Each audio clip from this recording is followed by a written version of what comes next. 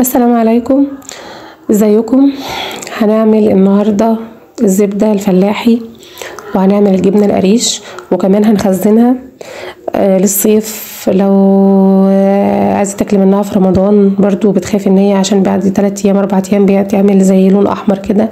هقولك ازاي تخزنيها، بتقعد معاكي 3 شهور وزياده كمان، بس في التلاجة ضروري تدخل التلاجة. لو عملتها النهارده تاكلي منها في نفس اليوم وهي في نفس الميه بتاعتها الشرشه اللي احنا هنعملها يعني. المهم اعرفك كل الطرق بتاعتها، وازاي تحافظي عليها، وازاي تبقى بخيرها. وطبعا اهم حاجه بقى النهارده في الفيديو ده في الطريقه بتاعتنا دي اللبن. لازم اللبن يكون طازه ومن مكان مضمون، يعني ما تجيبوهوش من الماركت ولا لبن معلب ولا لبن، عشان في ناس كتير سالتني قبل كده ينفع باللبن البودره او باللبن بتاع المراعي والشركات دي. لا طبعا، هو لازم يكون لبن زي ما احنا بنقول سايب بس مش سايب ان هو يكون مغشوش او ما تكونيش عارفاه كويس، لا لازم يكون لبن طازه من حد، لو انت في الارياف يكون من حد مضمون، او لو انت في المدينه بتوصي الراجل اللي بيجيبهولك من مكان مضمون ويكون بخيره. لو زياده شويه في الفلوس مفيش اي مشكله. بعد كده دول معايا هنا 5 كيلو، بغليهم كويس ازاي؟ زي ما انت شفتي كده، انا بسيبه يغلي، وباول ما يبدا يفور معايا بنزل عليه بنص كوبايه من المج الصغير كده ميه بارده من الحنفيه، وبنبدا نقلب فيها ونسيبها حوالي زي 10 دقايق، يعني 10 دقايق 8 دقايق يغلي كويس جدا جدا. هتلاقي الطبقه اللي فوق، لانه ما شاء الله اللبن ده حلو يعني دسم وكده، الطبقه اللي فوق بتبقى باينه بس ما بتوقعش ولا حاجه، ما بتفرش، لان الميه ساعدت ان هو النار يعني تديله ان هو يهدى شويه وبيغلي بقى من جوه. يبدا الغليان ده لمده 10 دقايق وتقلبي، وبعد كده هنسيبه يبرد وندخله التلاجة. يعني انا كنت بعمل الفيديو ده كنت بغلي اللبن المغرب، يعني لو غليتيه المغرب هتدخليه التلاجة وتاني يوم برضو المغرب تخرجيه منها. ولو انت عامله 5 كيلو لازم تكون الحله ضيقه.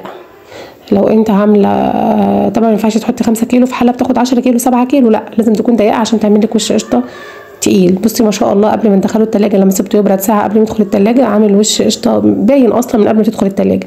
يعني اللبن ده كويس جدا، والناس اللي بتبيعه ناس عندها ضمير يعني. فانت تدوري على حد يديكي لو غالي شويه زي ما قلت لك، لو غالي او حتى زياده في الكيلو 5 جنيه انت الكسبانه، لان هتوفري جدا جدا جدا، وكمان حاجه نضيفه في بيتك. طبعا انا مصوره ان هو في التلاجة هنا، لان في ناس سالتني قبل كده بس على منصات تانية يعني ايه التلاجة والبراد، ايه الفرق ما بين ده وما بين ده، فكنت بوريكي ان هي دي التلاجة، الرف ده اللي احنا هنحط عليه الحله. بعد كده تاني يوم انا لما خرجتها هتشوفي ما شاء الله ما شاء الله كميه القشطه اللي خارجه. طبعا عشان انا هعملها هخضها معاكم دلوقتي زبده يعني. كنت بطلعها بطريقه عشوائي كده. ما شاء الله ما شاء الله ال5 كيلو مطلعين لي يعني كميه كبيره، يعني انا بتهيالي والله ما وزنتهاش بس انا بتهيالي اكتر يعني كتير عن كيلو، يعني عن كيلو قشطه. وما شاء الله ما شاء الله يعني كيلو القشطه النهارده عامل له 250 جنيه زي الزبده كمان الجاموسي عامله 250 جنيه. فما شاء الله عليها والله. انا كنت عاوزه اوزن الكميه عشان اوريكي قد ايه الخير طالع من اللبن، ولسه اللبن ده يعني لسه اللبن دسم. لما نيجي نعمل الجبنه، الفيديو ده طبعا خد مني كذا يوم والله، يعني خد مني كذا يوم علشان اوريكي يعني ازاي الطريقه وازاي تعمليها في بيتك. فاللبن مهما تاخدي منه، دي زبادي، اللبن مهما تاخدي منه قشطه بيفضل فيه القشطه برده بيفضل بخير، لان انت مش عاملاه على مكنه. هقول لك يعني بعد كده موضوع المكنه ده. بعد كده اللبن بعد ما خرجته وشلت منه القشطه دفيته حطيته على البوتاجاز، دفيته كده بيبقى زي دمع العين. طب دمع العين ازاي؟ هنقول زي الرضعه بتاعت البيبي كده، لما بتبقي تحط النقط على ايدك يعني وتشوفيها كده سخنه يقدر يتحملها او ما يتحملهاش. هو كده هنحط اللبن على البوتاجاز يا دوب يدفى بس كده، وبعد كده هنقلب فيه مج من علبه من الزبادي او علبه كبيره. لو ال5 كيلو هتحطي ومفيش عندك يعني علبه كبيره هتحطي علبتين زبادي عشان يمسك معاكي كويس. وبعد كده انا لفيته في بطانيه ودخلته فرن البوتاجاز لمده ليله. تاني يوم الصبح بصي بقى اوريكي، انا كنت بوريكي بس قد ايه هو عامل. تاني يوم لما جيت اشوفه لقيته مسك عادي معايا، بس ايه بوريكي القشطه اللي كانت على وش اللبن كمان نقدر ان احنا نشيلها كمان على وش الجبنه، يعني نقدر ان احنا نشيلها كمان ونحطها في طبق ونبقى ناخد جبنه بعد ما نعملها نحطها على القشطه وناكلها. بس انا فضلت ان هي تبقى بخيرها كده بالقشطه، هي لوحدها بقى بتبقى بقشطه خالص، يعني ما تفرقهاش عن القشطه، جميله جدا جدا. بعد كده غطيت عليها ودخلتها التلاجة، سبتها ليله كامله في التلاجة كمان. فلما سبتها ليله كامله في التلاجة خرجتها بقت عامله الشرش ده. بعد كده انا جيت هنا عملت فيها فتحات كده، وكنت مجهزه مج ميه مغليه، صبيته نزلته على الفتحات ده. ليه بقى؟ بيكسر اي حموضه، طبعا انت عارفه ان بيبقى الزبادي فيها حموضه وكده، فبيكسر الحموضه دي خالص، اي يعني بيبقى طعمها بقى زي الجبنه اللي بنشتريها من بره. بحط الميه المغليه دي، مج الميه ده. وبعد كده بقى هقولك على طريقتين. انا عملت معاكم طريقه قبل كده ان احنا عملناها جبنه قريش ولفيتها في ورق زبده. احنا هنا النهارده انا بصراحه عملت كل الطرق، بس الطريقه اللي انا هخزن بيها الجبنه لازم يبقى في حصيره، ضروري تبقى في حصيره، لان الحصيره بصراحه بتنشفها وبتخليها تنزل كل الميه اللي فيها، الشرشه اللي فيها. اما اللي هتعمليها وتاكلي منها على طول وعايزاها زي القشطه كده تكون يعني طريه معاكي، عادي هتعمليها في المصفى زي ما انا هوريكي دلوقتي. يعني دي للاكل على طول، بتقعد برده معاكي 5 ايام ولا حاجه في التلاجة. وكده كده في الشتاء الجبنه عادي ممكن تقعد اسبوع في التلاجة عادي، بروده بتحافظ عليها خالص. بس شايفه ازاي لما دخلت اللبن الرايب التلاجة بقى معاكي عامل قطع، يعني حاجه حلوه قوي يعني. بعد كده هتجيبي صينيه كبيره تحطها تحت الحصيره. ممكن تفرشي في الحصيره هنا شال ابيض يكون خفيف، زي او طرحه بيضه عندك خفيفه شفافه شيفون. بعد كده هتحطي الجبنه وترشي عليها شويه من الملح ده ملح بحري بيجي من عند العطار. يعني انا واحده قالت لي قبل كده، يعني واحده هي بتعمل الجبنه يعني وبتبيعها، قالت لي لو كده انتي الافضل تحطي ملح بحري علشان لو هتطول الجبنه عندك ما تمررش. وانا سمعت كلامها بصراحه وجبت الملح البحري ده، بيتباع عند اي حد يعني. بعد كده انا خدت شويه اللي عملتهم في الحصيره وعلقتها زي ما انت شفتي كده، وتحت منها الصينيه، حطيت صينيتين تحت منها. بعد كده جبت الشويه ده انا حطيتهم في المصفى، وحطيت الشار الابيض ده وقلبتهم. ده عشان اوريكي الطريقه بتاعت اللي هي لو انت ما عندكيش حصيره، بس دي هتبقى للاكل ما تنفعش تتخزن. نصيحه مني انا، ده ما تنفعش للتخزين، لان الشاشه دي مش زي الحصيره، الخرام بتاعتها مش واسعه زي الحصيره عشان تنزلك كل الميه اللي فيها. بتفضل يعني بتبقى قشطه خالص، بس جميله جدا جدا جدا وصحيه جدا جدا جدا، عشان احنا غاليين اللبن. اهم حاجه تقفلي عليها، تحطي عليها حاجه تقيله وتسيبيها يعني ليله ويوم.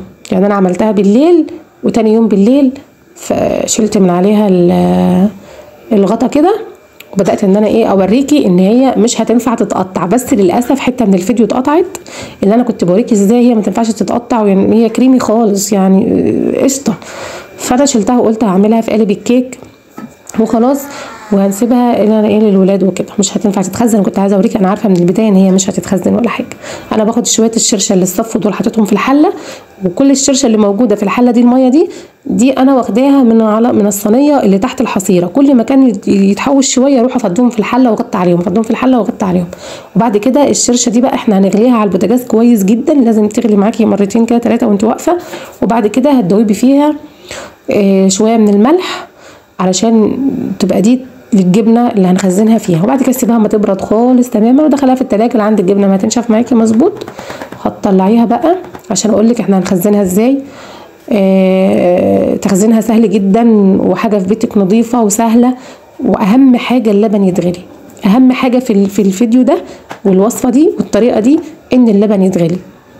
اللبن لو ما اتغلاش كانك يعني كان افضل لك تشتري الجبنه من بره، لان انت لما تعملي الجبنه في البيت وما تغليش اللبن ماشي هتوفري، هتاخدي القشطه وهتوفري في البيت انك بتعملي جبنه فيها خير، ما هيش مقطوع منها الدسم اللي فيها مش بخيرها الكلام ده كله. لكن انت بتعملي جبنه مش صحيه. يعني الصحي انك تغلي اللبن، ضروري تغلي اللبن كويس زي ما انا قلت لك في اول الفيديو وريتك.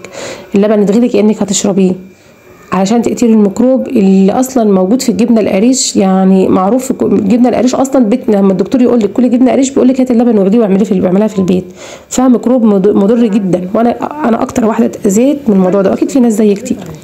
والدكتور يعني لما جيت اتكلمت معاه قال لي ممنوع الجبنه القريش دي خالص في اكلك. فانا طبعا بحبها، وكمان الاسعار بقت غاليه جدا جدا جدا. طب احنا هنعمل ايه يعني؟ لا ده احنا نجيبها، يعني يبقى كيلو الجبنه القريش النهارده ب90 جنيه، ب90 جنيه. وده كان اقل حاجه الناس كانت بتجيبها في بيوتها، ايام ما كانت ب20 جنيه وب10 جنيه. وايام ده امتى؟ ده كان من سنه، يعني من سنه كانت ب20 30 جنيه. السنه دي ب90 جنيه، يعني حرام جدا يعني. فانت لما تجيب اللبن الكيلو ب30 جنيه يا ستي ب35 جنيه وتعملها في بيتك انت، ده اوفر لك. بس اهم حاجه تغلي اللبن، ما بقولكيش ما تعمليش جبنه، لكن لازم تغلي اللبن، دي نصيحه مني انا. اللبن لازم يتغلي كويس جدا جدا، يبقى مبستر. وكمان اللبن لما بيتغلي بيطلع لك طبقه قشطه كبيره، عكس لما مش بتغليه بتروحي تطلعي طبقه القشطه من فوق الجبنه زي ما شفتيني برضو، تتحوش طبقه قشطه وجيت اشيلها بيطلع معاكي من الجبنه، من الزبادي ده، من الرايب. لا، الافضل انك تغليه الاول علشان ده الاصح، وكمان هيطلع لك كميه قشطه كبيره قوي. يعني كل ما كان اللبن مغلي وتسيبيه يبرد براحته ويدخل التلاجة يبات فيها كده ويقعد كده مده كويسه، القشطه كل ما بتتبخر كده وبتطلع على وش اللبن بتبقى كميه تقيله وسميكه، وتقدري ان انت تخديها بسهوله، يعني تطلعي منها زبده زي ما شفتي في اول الفيديو. انا ان شاء الله باذن الله مجمعه كميه من القشطه من وش اللبن، انا هاخدها معاكم وهسيحها وهوريها لكم بالظبط. دي كلها من وش اللبن، من خير الشتاء ومن خير اللبن بتاع الشتاء، بينفعنا في الصيف زي ما الوقت هتقدري تخزني من خير الشتاء ومن خير ربنا واللبن ده. تقدري تخزني الجبنه دي وتشيلها عندك برضو في التلاجة تاكلي منها زي ما قلت لك، يعني هتبقى في رمضان للسحور، هتنفعك في الصيف، حلوه جدا. يعني توفير، انا شايفه ان هي توفير. كيلو القشطه، كيلو الزبده عامل 250 جنيه، لكن انت هنا لو جبتي زي ما بقول لك كده اللبن وعملتي جبنه وعملتي منها قشطه، كل شويه هتجيبي 5 كيلو، عايزه تجيبي 10 كيلو على بعض ماشي، هتعملي وتاخدي منها الخير ده. حلوه قوي قوي قوي، يعني حاجه انا ما بستغناش عنها خالص في بيتي لاولادي. يعني من وقت ما عملت الجبنه دي ما بشتريش الجبنه من المحلات، هم ذات نفسهم ولادي كرهوا خالص الجبنه المعلبه وجبن المحلات. انا كنت بجيب جبنه ملح خفيف، كنت اول ما بجيبها كان الكيلو ب 90 جنيه، النهارده كده عامله 180 جنيه. يعني مش هقول لك دي لبن بخير ودي طازه، دي ما اعرفش، وطبعا مشكوك في امرها والله. اما الجبنه القريش بقول لك عامله 90 جنيه، الافضل تعملها في بيتك. طبعا انا كنت عامله كميه الجبنه ديت ومجهزاها، مش عليها اي ملح خالص، عشان انا حطيت في الميه الشرشه اللي انا غليتها على البوتاجاز انا حطيت فيها الملح وملحتها. اما انت لو رشيتي على الجبنه ملح، يعني انت لو عملتي الجبنه وحطيتي عليها ملح من فوق كده عادي، حطها بقى وما تحطيش ملح في الميه علشان ما تبقاش مالحه قوي. لو عندك حبه البركه ماشي حطي شويه، لو عندك قرون شطه صغيره افضل من الكبيره ماشي عادي خالص. انا ما كانش عندي فقطعتها كده، ممكن تحطي شطه في القرون شطه في الجردل من تحت، وممكن تحطي زي ما انا عملت الجبنه بس كده وطبقات بقى شطه. اهم حاجه الجردل يكون ناشف ومتعقم ونضيف، والكيس كمان يكون نضيف. الكيس اللي كان عندي كان عليه طبعه، انا حطيت الجبنه من جوه وسبت الطبعه لبره يعني علشان ما تعملش على الجبنه.